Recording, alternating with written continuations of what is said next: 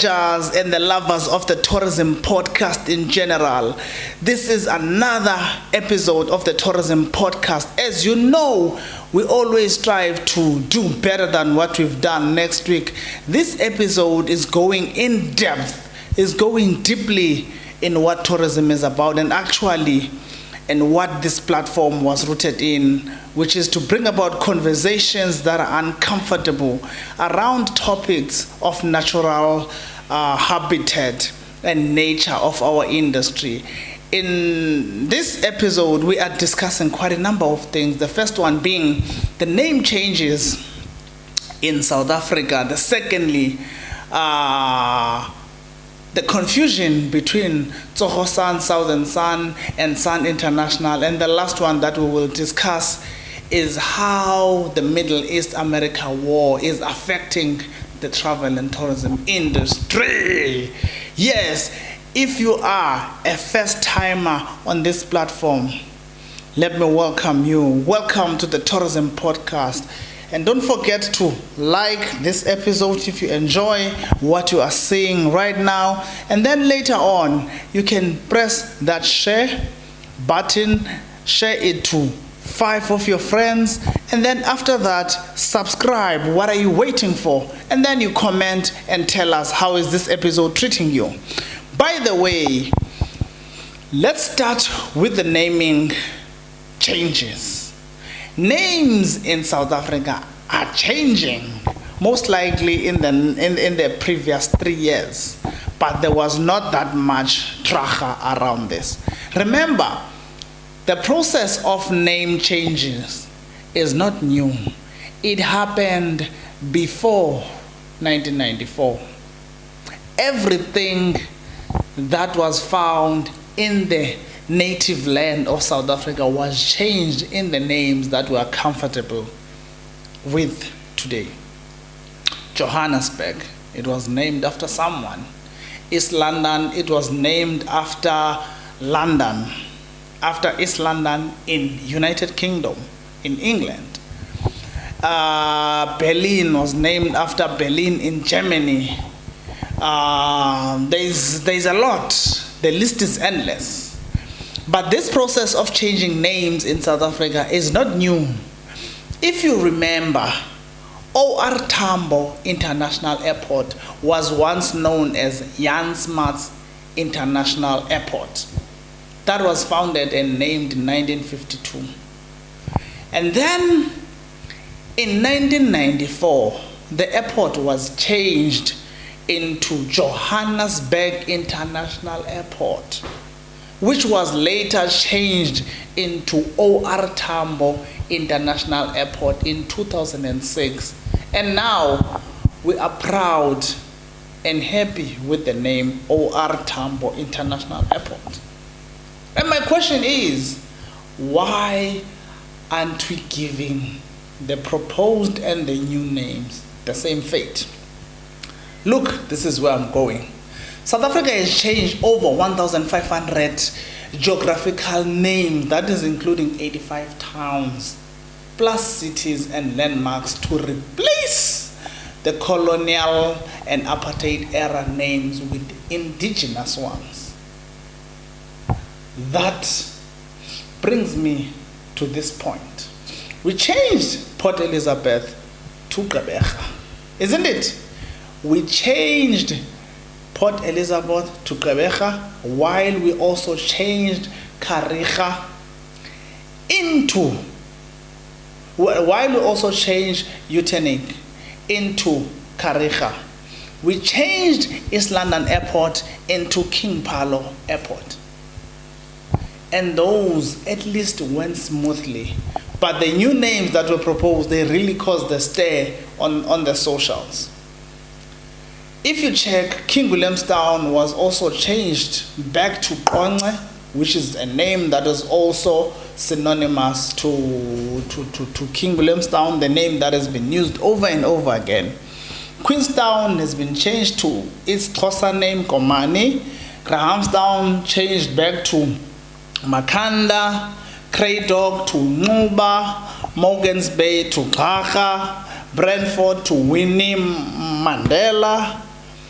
Then the proposed name for Graaff-Reinet is Robert Sobukwe Town. East London became Gugombo City.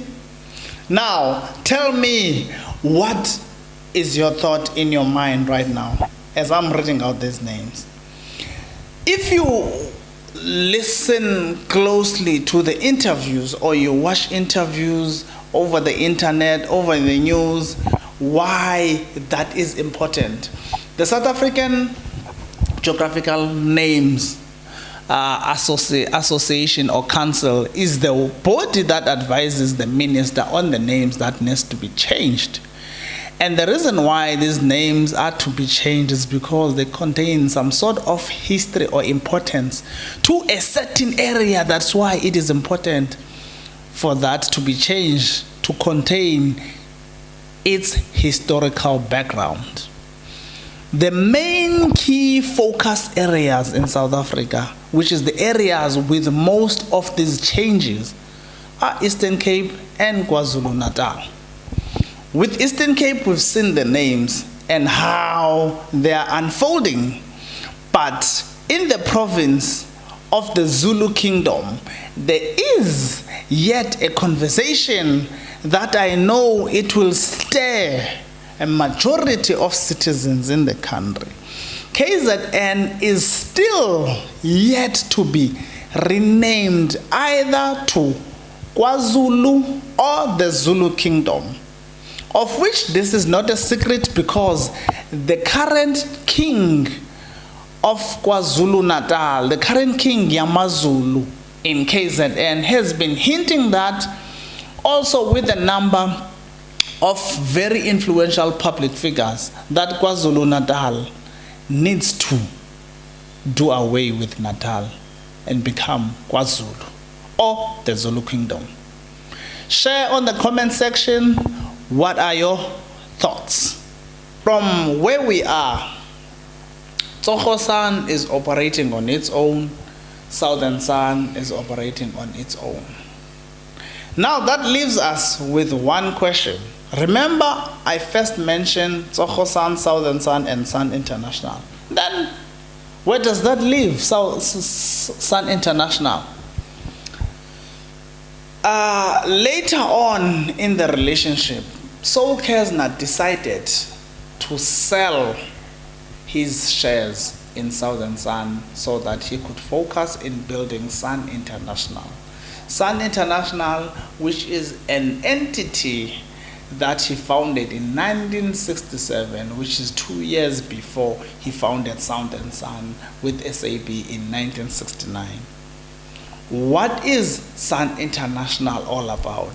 Sun International became one of the most respected tourism, hospitality, and gambling entities that own brands like Sun City in Northwest, Boardwalk in Port Elizabeth, or Gqeberha, Grand West Casino in the Western Cape, Sunback Arena in Gauteng, Sibaya Casino in KZN, to mention a few.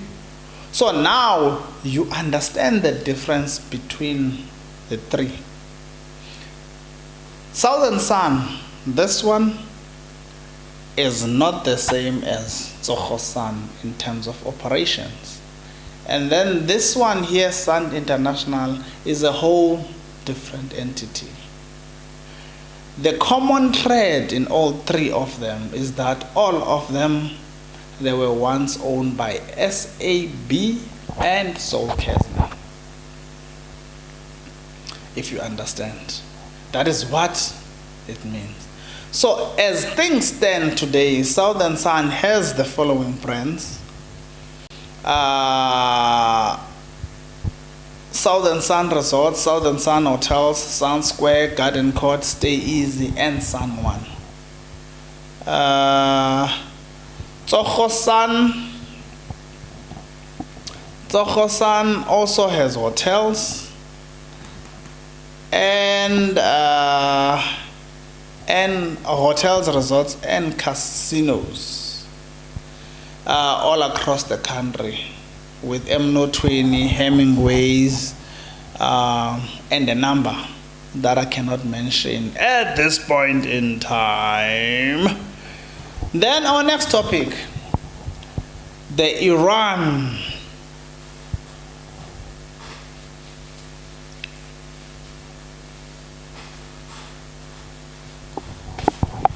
The Iran war, or should I call it the Iran-America war, or should I call it the Middle East-America war? How does it affect tourism?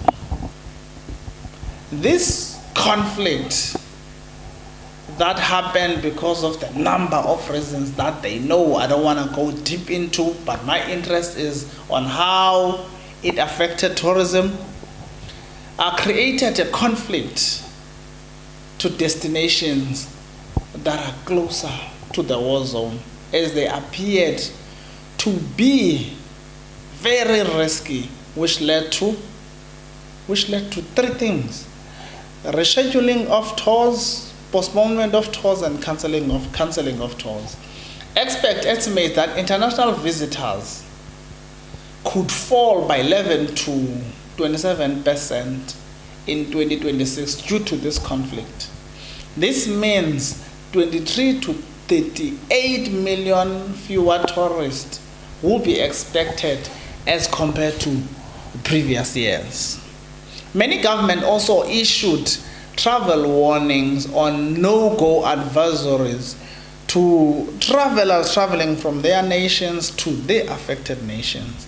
This could lead to huge financial losses and also flight disruptions, and as much as there is an airspace closures, war often leads to airspace restrictions or airport closures. Major aviation hubs such as Dubai, Abu Dhabi, and Doha has experienced disruptions. As a result, many flights were rerouted, some were cancelled, while thousands and thousands of travelers became stranded because cities that are operating in global transit hubs were affected globally. What does this mean? This means damage to the destinations. Tourism depends heavily on the perceptions of safety. Even places that are not directly involved in fighting can lose visitors if they are in the same regions. With countries like Saudi Arabia, countries closer there like India, countries that are so close to the heat can easily lose people who would be traveling there, as people would fear for their lives. This will affect tourism globally. Tourism connects many industries, so war affects all of them. War affects airlines and airports, hotels and resorts, travel agencies and tour guides, restaurants, retail, event tourism. It even further pushes a decline of both local and international economies, which leads to employment job losses. The conflict in the Middle East can have a negative impact on oil prices, which will raise a number of things: airline fuel, flight ticket cost, travel insurance, as travel will become way more expensive, most likely to people who would like to travel to further destinations. And then therefore, they will be advised to travel to closer or domestic destinations instead. This war has created a whole lot of problems for the tourism globally. But for those people who still have an interest to travel to countries that are not affected like South Africa, this might be an opportunity for them to be able to attract new tourists that are stranded with nowhere to go to. They can come to countries like South Africa, or go to Kenya, or go to Tanzania, because Africa is not that far from the Middle East, and they can experience destinations or places within our country and the motherland, Africa, like Zanzibar, or they come to South Africa, experience the Table Mountain, the Kruger National Park, to mention a few, and then reroute their flights into South Africa and experience what we have to offer. My question is, what are your thoughts on the war that was happening? Are we really, really safe? How do you think this affects tourism, in your opinion? I would like to know that, because fuel prices are most likely going to be high as a result of this.